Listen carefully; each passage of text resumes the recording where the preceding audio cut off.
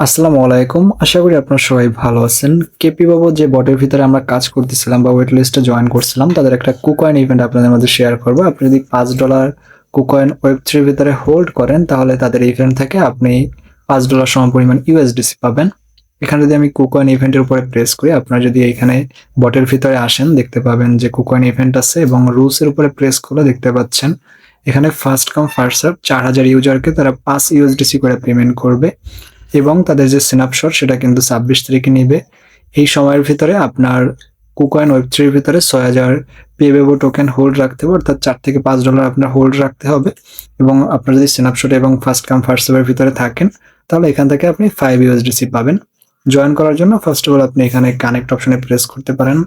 Press করলে আপনাকে সরাসরি তাদের যে ওয়েব3 ওয়ালেট আছে কুকয়েন, ওইখানে আপনাকে নিয়ে যাবে। আমরা এখানে ওয়ালেটটা কানেক্ট করার আগে মাস্ট বি আমাদের ওয়ালেটের ভিতরে যে টোকেনটা আছে এটা পারচেজ করে রাখবো। সো আপনি কুকয়েনের ভিতরে আসলে ওয়েব3 ওয়ালেটে এখানে দেখতে পারবেন কুইক বাই পেবেবো, জাস্ট এই অপশনে প্রেস করবেন, দেন বাই অপশনে প্রেস করে আপনি এখান থেকে 6010টা টোকেনস লাইক সিলেক্ট করবেন, দেন আপনি এই টোকেনটা এখানে পারচেজ করে নেবেন। আমার কিন্তু এখানে সোয়াপটা সাকসেসফুল হয়ে গেছে। যখন আপনার সোয়াপটা সাকসেসফুল হয়ে যাবে, আপনি আপনার ওয়ালেটের ভিতরে টোকেনটা দেখতে পাবেন। যখন আপনার ওয়ালেটে টোকেনটা অ্যাড হয়ে যাবে, বটের ভিতরে অ্যাগেন আপনি কুকয়েন ইভেন্টের উপর প্রেস করবেন, দেন কানেক্ট অপশন দেখতে পাবেন, কানেক্ট অপশনে প্রেস করবেন, তাহলে অ্যাগেন আপনাকে কুকয়েন ওয়েব3 ওয়ালেটের ভিতরে নিয়ে যাবে। এখানে দেখতে পাচ্ছেন আমাদের কিন্তু ওয়ালেটটা কানেক্টেড দেখাচ্ছে।